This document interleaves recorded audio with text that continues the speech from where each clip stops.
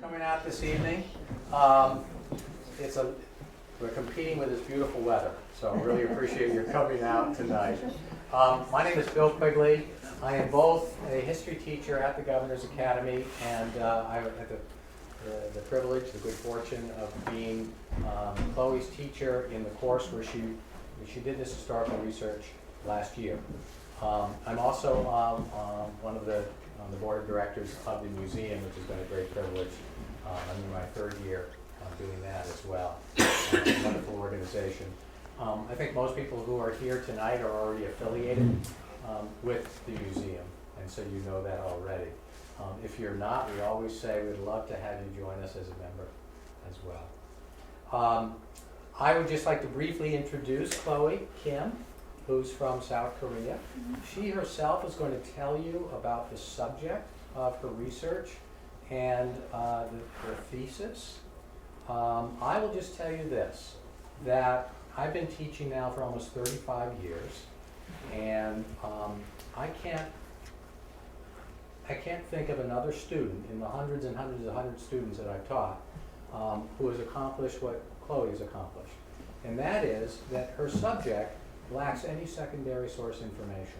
She's going to tell us about an American military officer who rose to be a brigadier general, who has been overlooked in history. There are no biographies that have been written about him. There are no journal articles that have been written about him in military history, in academic histories. And so the research that Chloe had to do was all primary. And she did it all around this country and in Korea. So that's extraordinary in and of itself.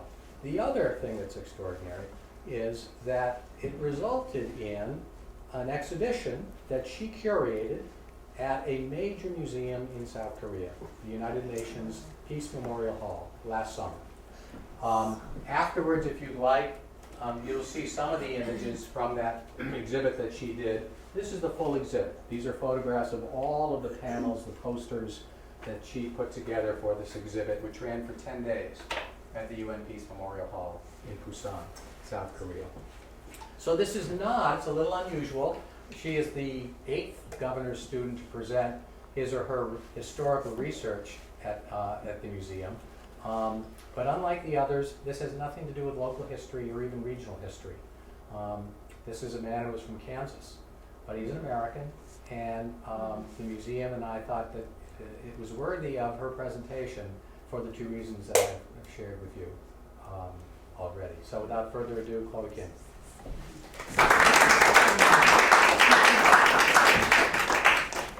So I first learned of General Richard S Whitcomb from a small exhibit about him in the United Nations Peace Memorial Hall in Busan, South Korea. Either my 9th or 10th grade year, I visited the museum and saw a small panel, 2 panels in one corner of an exhibition room.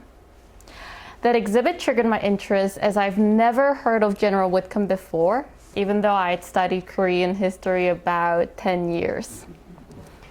General Whitcomb funded the construction of Busan's Memorial Hospital, Busan National University, and he alleviated the impact of a great fire that devastated the city of Busan.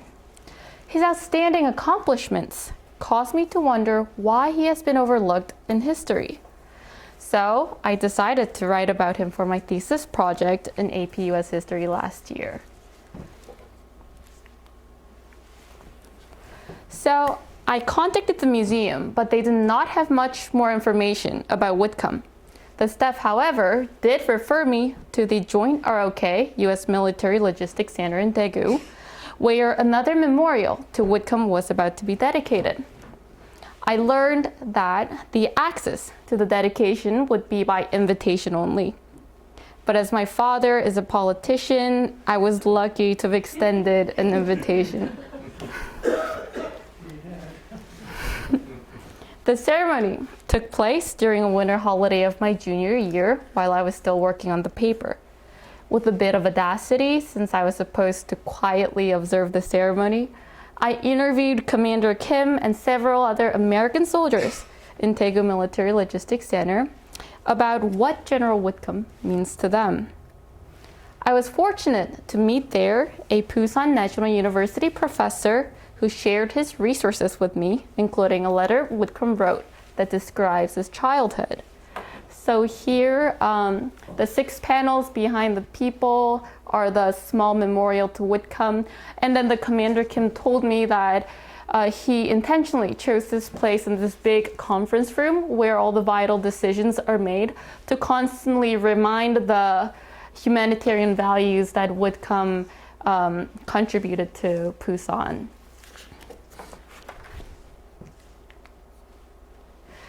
So I was able to meet with Whitcomb's daughter, Tae Jung-min, as she and I both were planning to take the train to Seoul.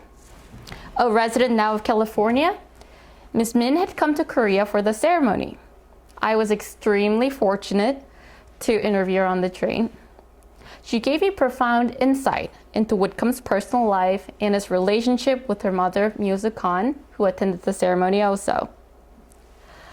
When I told Ms. Min that I was writing a paper about her father, she referred me to Elisa Burbash, a curator at Harvard's Peabody Museum, who is currently working on a book about Roger Marshitz, a photographer in the U.S. Army deployed with Whitcomb's unit in post-war Korea. When I went back to school, Mr. Quigley drove me to the Harvard Peabody Museum, and Ms. Burbash, a passionate and who's very generous with their time and help, gave me photocopies of A-Frame News, a newspaper published in the South Korea during the war. She also offered me an access to Marshitz's photography in the museum's archives, and she let me read parts of her manuscript in progress about Marshitz, particularly sections concerning Whitcomb. Ms. Burbash confirmed me that she had been unable to find much information about Whitcomb since nothing has been written about him, neither biography or any journal articles. In fact, these 2 articles on the Whitcomb's exhibition in the UN Peace Memorial Hall and Daegu Logistics Center are all I found to be written about him. This interview with Whitcomb's wife was published right after the dedication of his memorial in the Daegu Logistics Center in December 2017. She died shortly afterwards.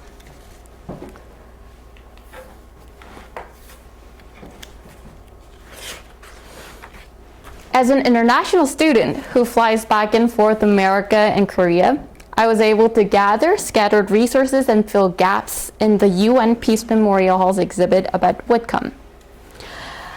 In the US, I requested more of digitized copies of papers from the University of Wyoming.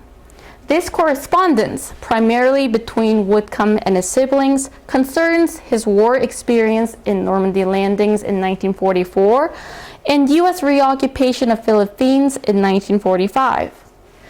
The University of Wyoming also possesses 12 appreciation letters to Whitcomb from a mayor of Pusan, the ROK Secretary of Treasury, and other Korean officials for his humanitarian deeds after the Great Fire devastated almost half of the Pusan city. From Korea's National Archives Center, I obtained some of Whitcomb's correspondence with U.S. military and political officials, requesting material, financial, and logistical support for various reconstruction projects in the wake of the devastating fire. And here, this is the news articles in the U.S. military press and the ROK military press from Daegu Logistics Center. So this source was confidential within the Daegu Logistics Center, but this document primarily concerns Whitcomb's brief goals about his reconstruction project. After I completed my thesis, my passion and desire to spread Whitcomb's exemplary humanitarianism led me to curate a larger exhibition about him in Korea. First, I called the UN Peace Memorial Hall to ask for a place to hold my exhibition. I thought it would be a win-win situation in which they could enrich its place, small exhibition about Whitcomb, and I could help elevate Whitcomb's place in history. At first, they rejected my request. However, I pressed them a bit and shared a bit of news sources that I gathered, and they agreed to look at some of my exhibition panels that I had in mind, the work I did at my own expense without knowing or any promise that it would be exhibited. After they saw some of my panels, they agreed to lend me the hallway to the exhibition. I then started working on getting copyright permissions to display photographs and digital images, mostly from the Harvard Peabody Museum, UN Peace Memorial Hall Archive Center, Maryknoll Hospital, University of Wyoming, and so on. A process that took me several months. Fortunately, none of these institutions asked me for payment since I was a student curating an exhibition for a non-profit organization. I transformed my thesis paper into an exhibit of 32 posters to abridge the text as much as I could and still display a vital information in both Korean and English. I used images including much of Marcia's photography as well as timelines that I designed. Museum staff promoted the exhibit, provided stands for the posters, and planned an opening event to which we invited politicians, academics, and US and ROK military officials.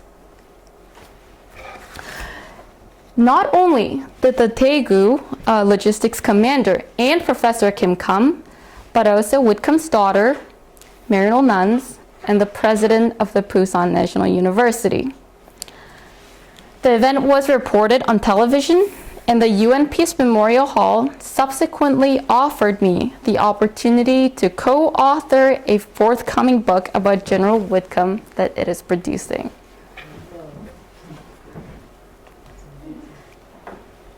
So this is the timeline. So who was General Richard S Whitcomb?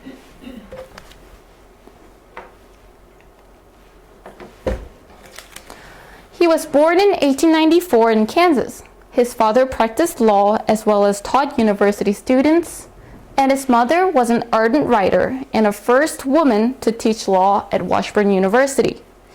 Whitcomb studied at Washburn, where he majored in theology, and as a college student, he did some missionary work in the Philippines. Whitcomb graduated from Washburn University in 1915 as a ROTC student and joined the U.S. Army. He participated in World War I and World War II as a logistic officer responsible for supporting and supplying fighting forces. Colonel Whitcomb's command of the 11th Port of Embarkation, an artificial harbor constructed at Omaha Beach, successfully supported the D-Day invasion of Nazi-occupied Normandy. Whitcomb was then promoted to Brigadier General, and he received the French Legion of Honor. Then, in 1945, in the Battle of Manila, another complex seaborne attack on enemy-occupied land, General Whitcomb convoyed troops and arsenals during the U.S. operation to retrieve the Philippines from the Japanese forces. For that service, he received the Philippine Liberation Medal.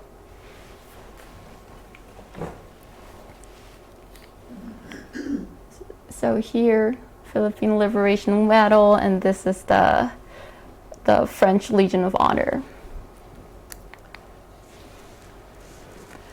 After World War II, General Whitcomb supervised the construction of Thal Air Force Base in Greenland. In 1953, during the war in Korea, he was appointed commander of the U.S. 2nd Logistics Command in Pusan. For his effective command of support and supply operations for both U.S. and Korean armed forces, Whitcomb received the ROK's Distinguished Medal.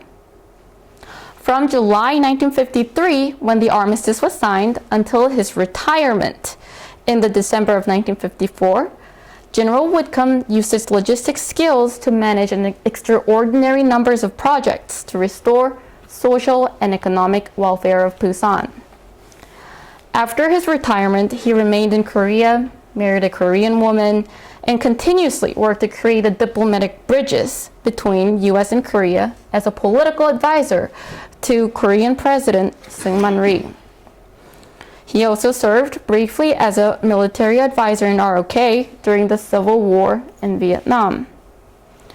After his death in 1982, per wishes expressed in his will, General Whitcomb was buried in the United Nations Cemetery in Busan. He is the only American general buried there. He chose Korea for his final resting place over Kansas or Arlington National Cemetery.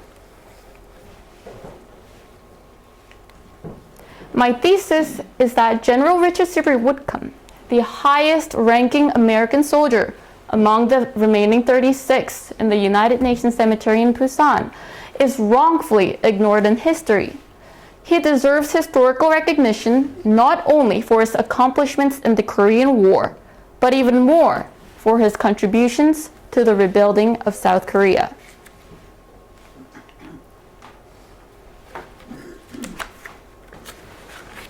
So here's the map of Korea and an enlarged version of Busan. As you can see here, the United Nations Peace Memorial Hall, and along with United Nations Cemetery, where Whitcomb is buried, is located down here. And if you go above, here's Daegu, where the Logistics Command is located. At one point in Korean War, North Korean forces occupied 90% of Korea, right here, forcing the South Korean government to move its capital from Seoul to Busan. From there, with the aid of the United Nations force led by American troops, many of which fought in North Korea, South Korea fought back and retrieved its sovereignty south of the 38th parallel. Holding Busan was indispensable to the Korean Republic's successful defense, as its port served as a vital supply depot for UN and ROK forces during the war. And Busan's port would be no less vital to South Korea's post-war recovery and success.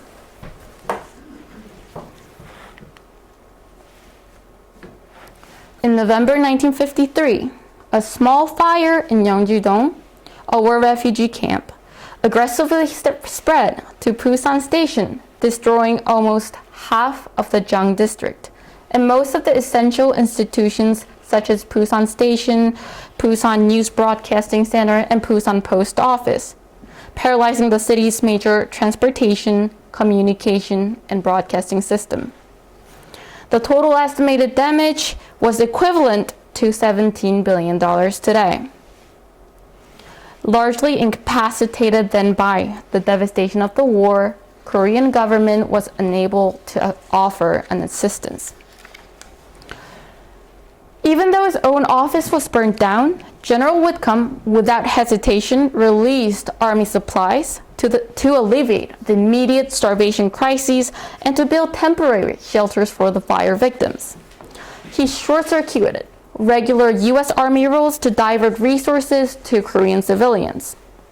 Whitcomb's swift and decisive action, risking the disapproval of his superior, deeply moved Busan citizens. The city dedicated a memorial stone to his deeds in the following year. General Whitcomb also endeavored to rebuild Busan's regional road, using funds and resources called AFEC, Armed Forces Aid to Korea, a program created by General Maxwell D. Taylor, a commander of the U.S. 8th Army. By widening and expanding Busan's roads, Whitcomb helped to spur growth and spur market economy growth in the regional and national economy. Moreover, General Whitcomb actively aided the construction of factories for some private Korean companies that were heavily damaged by the war. With American financial aid and construction materials, more and more consumer goods factories, such as textiles, cane sugar, as well as heavy industries like steel, glass, cement, and fertilizer, developed in Busan. In the 1960s, led by Busan's textile and steel industries, Korea's economy would expand beyond its domestic market and compete in global market. Recognizing the importance of Busan's port to South Korea's economy, General Whitcomb attended to the development of the city's harbor and wharf facilities. Busan's port then was small. It had been developed a bit by the Japanese forces during its colonial era in the World War II. But Whitcomb saw that its potential was much bigger. Foreseeing that Korea's economy would heavily depend on export and import, Whitcomb realized that the Korea needed a major deep water port. He provided financial, material, and technical aid to develop Busan's port. His experience managing ports in Normandy and Philippine invasions gave him particular insight and expertise to this project. The import and export business became indispensable to the growth of Korea's consumer industries and a major industry itself. Without the modernization of Busan's port, Korea's economic boom of 1960s and 1970s could not have happened.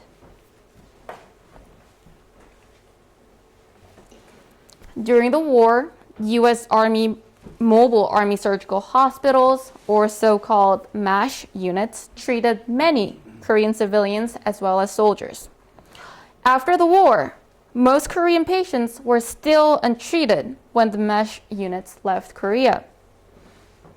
As General Whitcomb had witnessed a woman laying a baby in the middle of the barley field, he became aware of the desperate need for a medical care. He supported the establishment of hospitals in the city, such as Wallace Memorial Baptist, St. Mary's Gospel, and a German Red Cross hospital. Plus, he himself actively initiated and oversaw the establishment of Maryknoll Hospital. Whitcomb resourcefully came up with two fundraising ideas to support development of medical facilities. First, he strongly encouraged soldiers in his command units to donate 1% of their monthly wage for the good cause. Second, he organized fundraising events, a parade of sorts, in which he himself wore the dress of the Korean gentleman, as one newspaper reported, to raise funds for the hospital and 6 clinics. Just as he predicted, his marching in the streets of Busan in traditional Korean dress attracted a lot of people, which means more donations. Unlike hospitals in Seoul, Maryknoll Hospital, the first Catholic hospital in Busan, diagnosed patients for free. Maryknoll and all of the other hospitals that Whitcomb supported continue to care for patients today.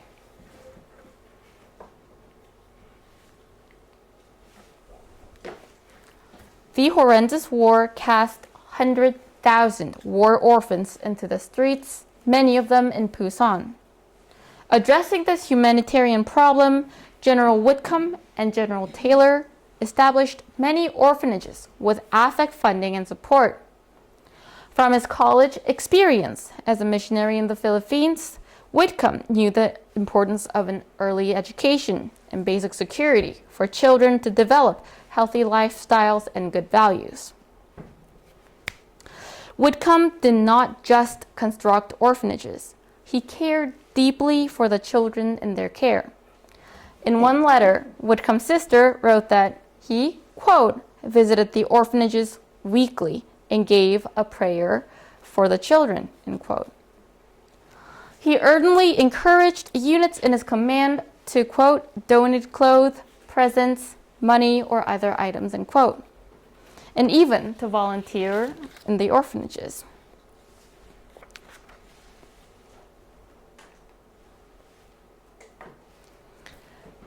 Indeed, Whitcomb promoted development aid beyond the one-dimensional sort of assistance with basic needs such as food, water, shelter, clothing, and medicine that the U.S. Congress had authorized in post-war Korea. This deeper understanding is perhaps most demonstrated by General Whitcomb's resourceful support for the establishment for a national university in Busan.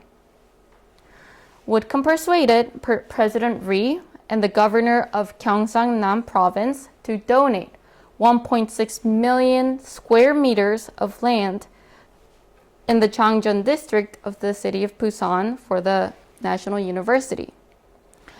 Moved by the efforts of a Busan citizens who raised about $20,000 even in their dire situation, Whitcomb procured from AFEC an additional $250,000 to fund the university's construction. Whitcomb ordered his command units to assist with that construction. With the new university in the south, the North no longer monopolized the education of Koreans in business and engineering. This greatly benefits the Korean economy down the road when Busan National University provided chemists and engineers for the major chemical industries that developed in that region, catalyzing the growth of the national economy.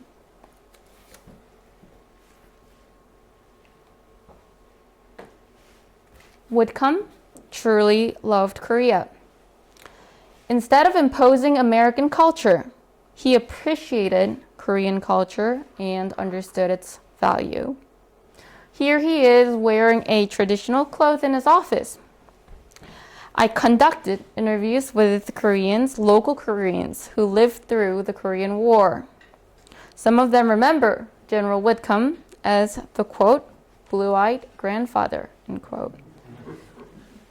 For Koreans in the 1950s, and for some who remember him still today, General Whitcomb was the face of America. A friendly, respectful, humble, and generous American.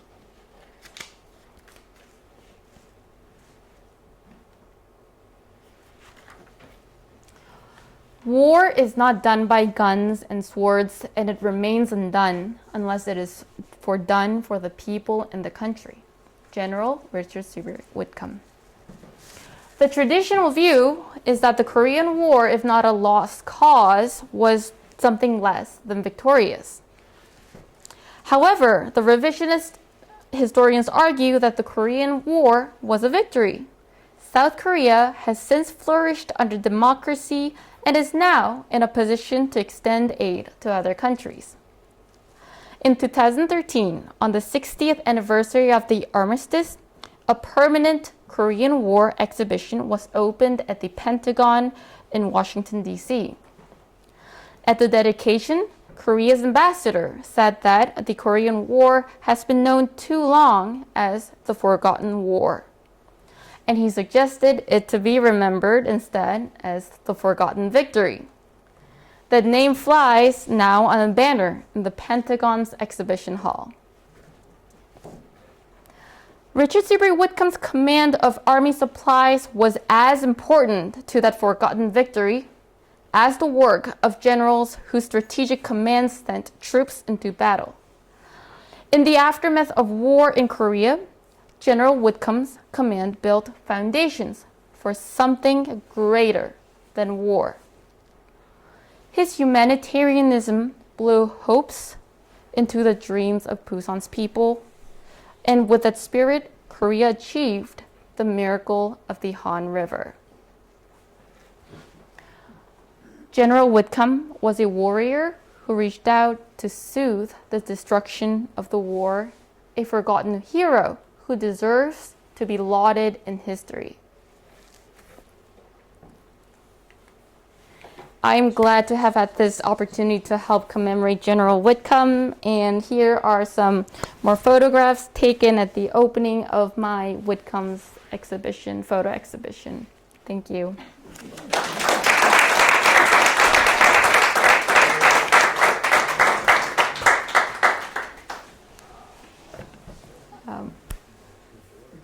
Any questions? May I offer a comment? Yes. At the beginning, the point that this is not a local presentation. Mm-hmm. But in my own case, my father took Marines for the landing of Incheon, leaving San Diego Harbor when I was 14 years old.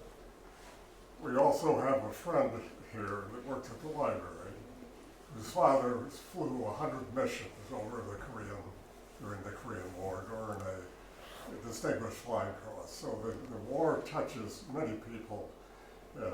I've never thought of it as a forgotten war at all. Thank you. Yeah. You mentioned a number of times that he got the resources for them. Where did he get them from? I know you did say that he raised money and he suggested they hold out 1% of their pay. Mm-hmm. But before that, when you first started talking about he brought in the resources, how did he get them? I mean, So most of the money, so 90% of the funds came from the U.S. Congress because he actively requested a money from a headquarter. But not only did he ask for the money from his army units, he also asked affluent Korean civilians and others to donate some of the money. And he not only asked his command units, but also he asked other other military units who served in Korean War, like command units of Maxwell D. Taylor. So that was very incredible. There were a lot of funds like from various sources, but it's still like the amount of projects that he had to do, it's still like he fell short on budget. So, yep. Thank you. Yes. Oh, so are you from Busan, Chloe? Or from nearby? So both of my parents are from Busan, and I was born in Seoul. In fact, my family were returning from a vacation in Hawaii. And then my mom started to have her stomach ache 2 hours before landing in Korea, and I was born right away in Seoul. But you were raised in Busan? Oh, I oftentimes, all of my relatives live in Busan, so I frequently comes and goes in Busan, but I was raised in Seoul. And this is a question, being an American, I don't know that. Is there a particular pride that Busan takes regarding its role in this aspect of Korean history? It's hard to say Busan has a pride because it was like the last place that it hasn't been attacked. But one thing for sure is that I found it really interesting. So the U.S. Korean government took a survey nationwide of the image of America in Korea. A lot of places that were heavily affected by the war was still little not sure, but Busan is the only place that remained positive for over 50 years. So yes, I would call that a humble pride.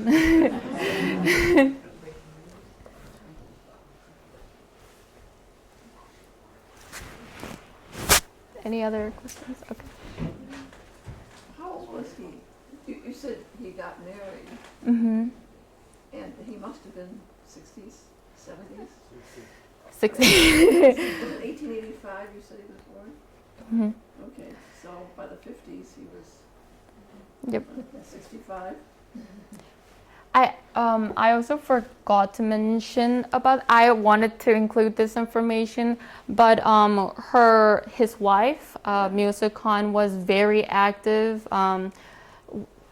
in like orphanage industries, and as I said before, a lot of Americans fought in North Korea, and General Whitcomb always wanted to repatriate the American soldiers that have fought in Changchun War in the north. So him and his wife flew to China and to North Korea to repatriate those fallen soldiers' body and send it back to America. It had to be so confidential that his wife was suspected as a spy, espionage, in Korea until recently. But both of them were deeply into restoring Poussin's welfare. Well, thank you all.